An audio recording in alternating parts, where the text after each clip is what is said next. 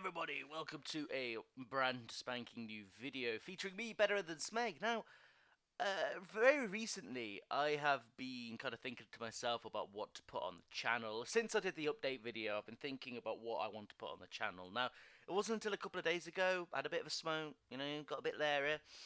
And as I do when I often do smoke, is that I get quite nostalgic or quite fond of things, and like especially like video games or something like that. And Pokemon is the receiving end of most of it.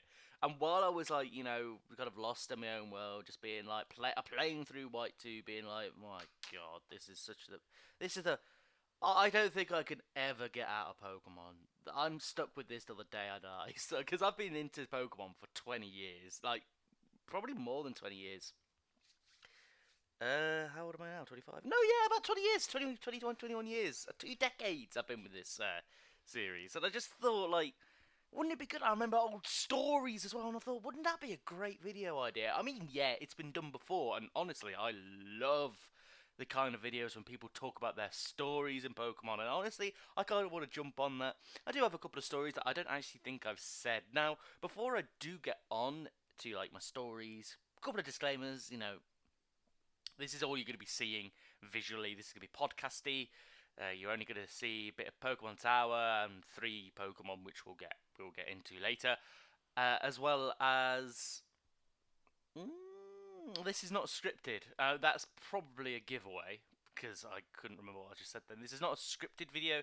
I may wildly branch out in tangents, you know me, but I'll try and keep it as level as possible.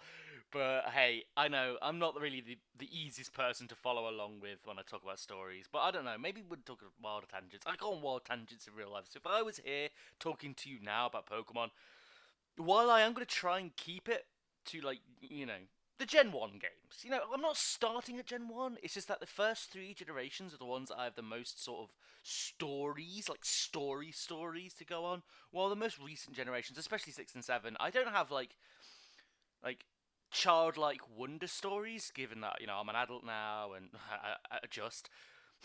And that, what is it?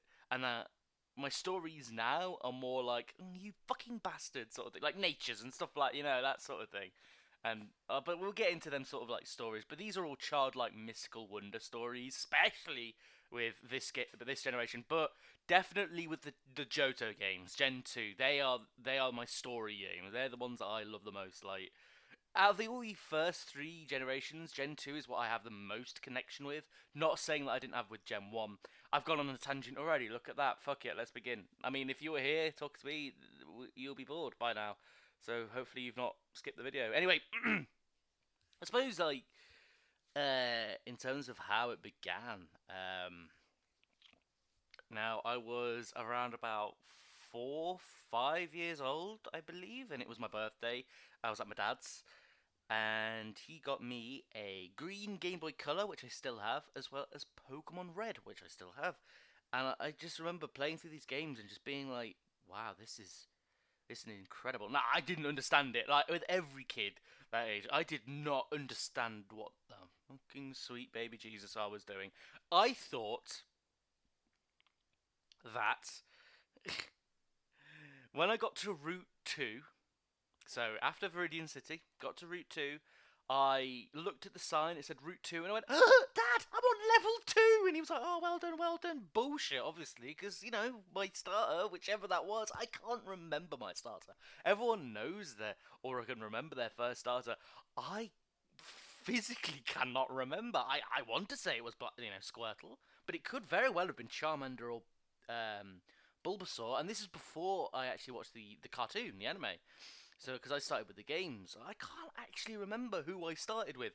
I want to say it was Squirtle, but I remember using all of them so many times. I restarted the game countless times. In fact, to go on a bit of a tangent, the only one of my games across all of my Pokemon games that I have not started again or lost is Pokemon Ruby. I'm sure we'll talk about Pokemon Ruby later on, but like Pokemon Ruby is the only one that I still have the original save file for. That's not been like lost or lost. There's more stories. as well as like the batches dying out and everything like that. So, but basically, red. My point is, my Pokemon Red version. Oh, that I've probably restarted that. Not thousands, hundreds. I'm guessing hundreds of times. I played that religiously, and the Pokemon that I would use the most, and what is on one of was one on one of my first teams. The Pokemon I used the most in Red and Blue, and I still use it in like remakes. Any Kanto game I play, not a lot recently. Sure, I'm not as big as into Kanto, but I always use Nidoking. It is one of my favorite Gen 1 Pokemon. In fact, it is my favorite Gen 1 Pokemon. I always use it. I thought it looked so cool. And I remember a holiday with my dad and the family in Carlisle, which I think is down south somewhere. I'm terrible at directions. I live in the Midlands, the dead Midlands in Leicestershire. And Carlisle, I think, is down south, I think. Is it? But yeah, I remember playing through, bringing my Pokemon Red, bringing my Game Boy. My stepbrother, he played on it for a bit, and I remember him having a Nidoking. I think he was playing through my game. I think he was like playing through my save file, and he was, playing through it for a bit. Probably when I went to bed or something like that. And I think he leveled up my Nidoking or something like that. And I also distinctly remember having Pidgeot as well, but that's a different story. The Pidgeot. And I remember that being like, oh, wow, yes, this Pokemon looks amazing. I love it. This is awesome. I used to think, I've not got the picture, but I used to think that Nidoking's sprite, it was holding a piece of bread in its hand, which obviously now it's its chest plate. Now I could see it. It's chest plate, but I always used to think it was holding a piece of bread. It's its chest plate. It was just holding its claws open. It looked like a piece of bread. That's just one of my red and blue memories of Nidoking sprites, of the sprites of Nidoking. But yeah, always use Nidoking, and I always put Seismic Toss on it because I thought Seismic Toss. This was not even because of the anime. This was not because of Ash's Charizard in the anime doing his seismic toss around the globe, which I really think they should have done in... That should have been... another tangent. That should have been Charizard's final smash in Smash 4. Why Mega Evolution? That's another story. Like, why couldn't it have been kind of like Incineroar's, where he leaps forward, grabs them, takes them up, round the world, smash. That should have been Charizard's final smash. Anyway, that's besides the point. Nidoking, the animation of Seismic Toss just looked so powerful. Like, turn them into a boulder, lifts them up. Nidoking fucks off for some reason, comes back, and he just slams, and it was like, the horrible sounds. And I just remember thinking it was the strongest move in the game. It was. I always taught it to Nidoking because he was the strongest Pokemon on my team back in the days, and he was my favorite. Like he still is one of my favorites. I mean, he's not my favorite now. He's not like my absolute favorite, but I can't think of Nidoking without thinking positive memories of him. Especially in nowadays, Gen 5 onwards, getting sheer force. That if I went to my younger self and just went, hey, Nidoking, it's gonna get an ability called Sheer Force, and I'd be like, wow, that sounds really cool. What the fuck's an ability? I wouldn't have swore. I'd go, what the Jesus is? No, I wouldn't have said what the Jesus is either.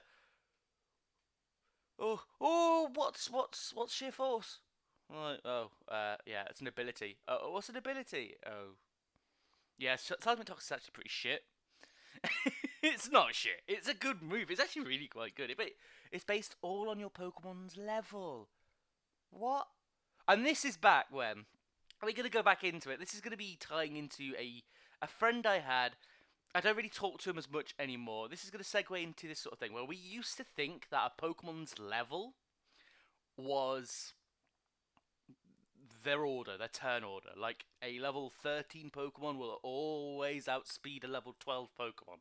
And I remember him, he was, this is a friend of mine, going against Misty. We were having great trouble against Misty, and he had a Rattata. And he was just like, oh, get a Rattata. Rattata cheats, because it goes first. He cheats. And he was like, what? How does it cheat? Looked at the game. He cheated. He went before Starmie. He was only level 13. He went before a level 21 Starmie. What could that be? Oh, of course, it was Quick Attack. Like nowadays, it was like, well, that's quick attack. And talk about quick. Well, let's talk about animations a bit more. Now, the quick attack's animation in the red and blue games, like brilliant.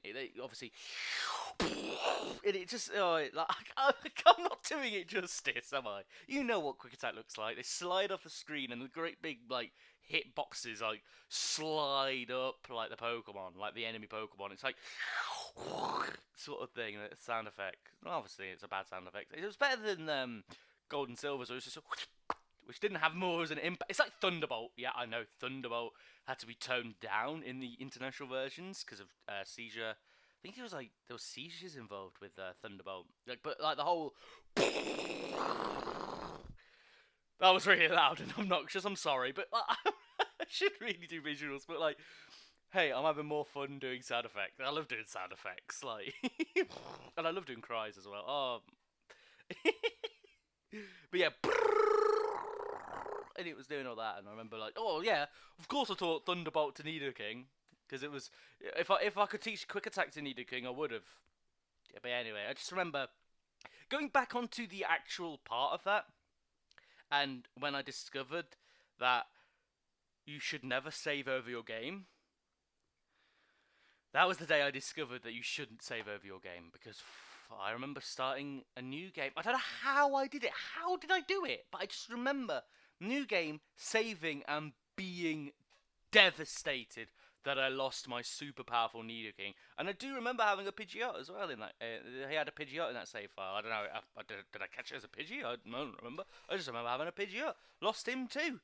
And lost my dear friend Nidoking, and I was absolutely devastated. Of course, Nidoking is kind of common, being, Nidoran's pretty common in red and blue. Always used to get it, and I really liked how worried it looked. I don't know why. I just liked how the red and blue sprite of Nidoran male it looked pretty worried, and I felt kind of a little bit sorry for it.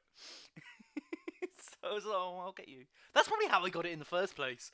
Oh, I don't know. This is 20 years ago. Like, I can't remember exactly, but I do have fond memories. I do remember things, you know what I mean? Anyway, Nidoking. That's Nidoking. Now, of course, around about that time, I was young. You know what you're like when you're young. I was a massive scaredy cat crybaby when I mean, still scaredy cat crybaby now. But like people would call me a crybaby and I would cry. That's how sensitive I was back in the day. So, Pokemon Tower, I was scared of the Pokemon Tower for so long because I was convinced that the channelers were evil. Convinced that they were evil and they were going to break my game. Convinced.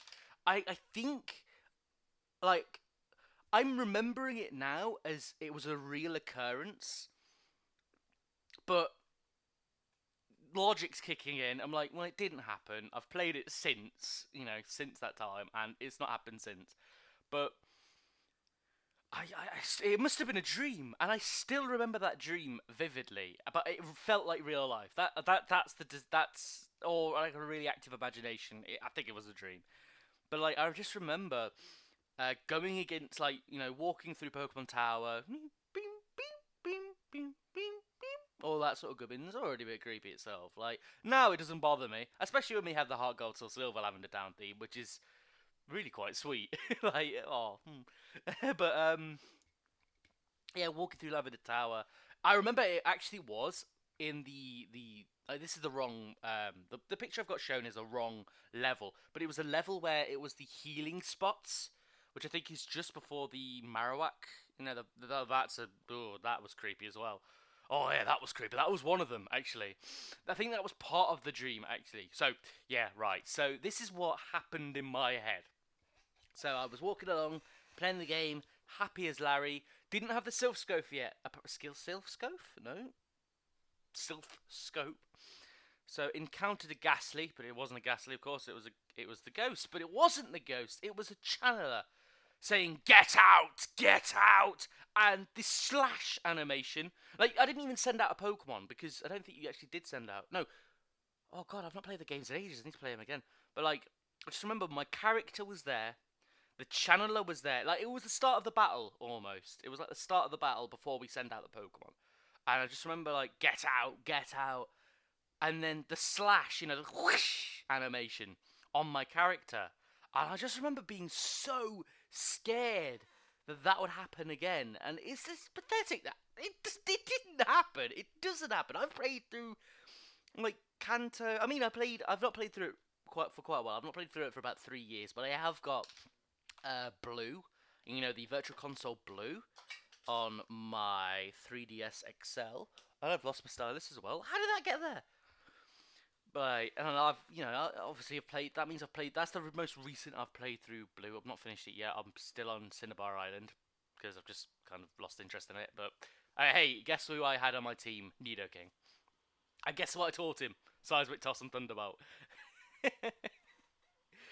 But yeah, like, it just that was really creepy for me. Like, and it just put me off the Pokemon Tower. I remember being so scared of the Pokemon Tower, but obviously it didn't happen. But I remember it happening. It's such a weird sort of thing, and it's kind of it really the channelers really scared me as a kid, and I did get more nightmares as a result of that. It was like a sort of Inception nightmare or something. But no, they were horrible. Now I couldn't give a shit. Mate, I could walk through Lavender Town like easy peasy now. I mean, like, I'm still not a fan of horror. Horror is not. I like eerie, but I don't like horror. It's like with the. I'm going to talk about Sun and Moon here. Like with the Mimikyu trial, that was eerie. Like when like the first time playing it, turning around and seeing it just pop out of the blue, well, seemingly pop out of the blue, the Poker Finder, that sort of thing. That was eerie. But I hate horror. Horror is terrible. But eeriness, while it's creepy and I don't like it, I appreciate that a lot more than jump scares. But anyway, yeah, so that's my story about Pokemon Tower. That's my story about Nidoking. Now, Pidgeot and Snorlax. Now, another thing that used to scare me, but I abused it, was Missigno. The Missigno glitch. And, oh boy. So, I don't know how I knew about it. I had to have been through word of mouth, probably from my friend at the time. And it was like, oh, I need to do this sort of special thing to get these cheats to get multiple, like, Master Balls and loads of rare candies and stuff like that. And I was like, ooh, that sounds good. I'll do that. I'm gonna feast on that potato. What? I was gonna say feast on that salad, but oh no, whatever. Let's just move on from that stupid analogy. So trying to do it. I remember I had to do it like very specifically, like very specific. Like I remember, like if I got it wrong, like like if I went off the, the side of Cinnabar, doing the sign of Cinnabar, and if I went off the bit, like away from the side, that was it. It was ruined. Even though that's not actually technically true now, it is the last Pokemon you encountered, with the exception of Missigno. But I didn't know that. I didn't know that at all at the time. But I thought if I go off, then I've ruined it. So I need to go all the way back. And what if he's sick of seeing me? What if the old man's sick of seeing me and he doesn't want to do it again? Like that's what I was worried about. But no, but that wasn't the only thing I was worried about. God, I was very worried as a kid. But it was Missigno itself scared me, because I remember catching it at one point and I had a full party. So it went to the box and froze my game. And I remember being like terrified, because I thought not the fact that basically glitches scared me, because I was like, what if my game's broken? What if my game's always broken? I won't be able to get a new one. This is gonna be awful, and all that sort of stuff. Like obviously nowadays, it only really fucks your save file. There are glitches that do fuck your game up, but I don't know of any. But like the save file guns, it's just like I just remember being super scared and being scared of Missigno, and being like, I'm only fighting you for the Master Balls, sort of thing. That was the only reason why I found it. And I didn't realize that it had to be the sixth thing in your item box, in your bag. It had to be the sixth item in your backpack. So I remember doing it and just being like, why didn't it work? And he was just like, oh, you're probably doing it wrong. You probably need to catch it, being a dickhead. So alright, and then that's how the whole glitch thing happened. And then, because with the Missigno glitch, like we got all the rare candies and stuff like that, but also you got Pokemon over level 100. Now, that nowadays I know the formula behind it. It depends on your name. It depends on your character's name. Like I don't know the actual reasoning. I mean, like let's say E goes for Pidgeot. Like I think you encountered Pokemon based on your name. Didn't know that now. Didn't know that. Sorry, I know that now. Didn't know that at the time, obviously. And the two Pokemon that would always seem to come up for me. Well, the one Pokemon that will come up for me, but the one Pokemon that will come up for my friend was Pidgeot and Snorlax. And we had the rare candies. They were all over level 100. So what did we do? We got them all to level 255. The maximum. You've not done I've done Wi-Fi before with level 100s. You've not done a level 255 battle. I mean, it's impossible apart from in Red and Blue. And it's really only a couple of Pokemon could do that. But yeah, we basically had full teams of Snorlax and Pidgeot going against each other, and I couldn't fucking win. And I remember getting so frustrated that I couldn't win against him, mainly because he was quite a sore winner, and he was very competitive. Which kind of, I'm being quite meek and being quite not uncompetitive myself. I kind of went with it, but yeah, it was. I wouldn't say that's a good memory, but it's a notable one. Nowadays, I'll kick his sorry ass with anything. Like, yeah, you got your Snorlax. Well, I actually know that Pidgeot is kind of wank because Pidgeot barely had any moves, while Snorlax had them easier, even though we didn't use it because status moves were stupid. Yeah, now I love status moves. I mean, I've got a run through using Whimsicott with basically all status moves apart from Giga Drain, and she's doing absolutely fantastic. She's probably going to come up in a video at some point.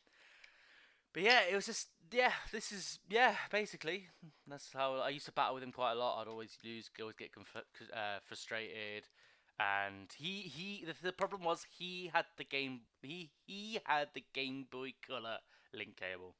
So I couldn't trade with myself, but if he didn't want to do it, he didn't want to do it. You know what I mean? It was just like, oh, one of them sort of friends. You know what I mean? And it's just like, he had Stadium as well, and I remember really wanted to play Stadium, but he didn't want to play Stadium. And it was just like, oh, right, okay, sort of thing. Anyway, I've gone and I've chatted shit for about 20 odd minutes. Hopefully you won't understand what I was talking about, but hey, if you didn't, then that's fine. Yeah, so basically, got some stories. I mean, I do probably have some more Generation 1 stories, but I can't remember them off the top of my head. But yeah, got some more stories for other generations as well. If you liked it, comment, subscribe. If you didn't, then that's absolutely fabulous. I'm not going to ask you to go, or if I get a lot of views or a lot of comments or a lot of likes on this video, then I'll upload another one. I'm going to upload another one anyway. So, but I'm still going to really appreciate the like and comment. If you've got any to maybe whack a comment about what, your stories from Gen 1. Maybe Nidoking's your favourite Pokemon.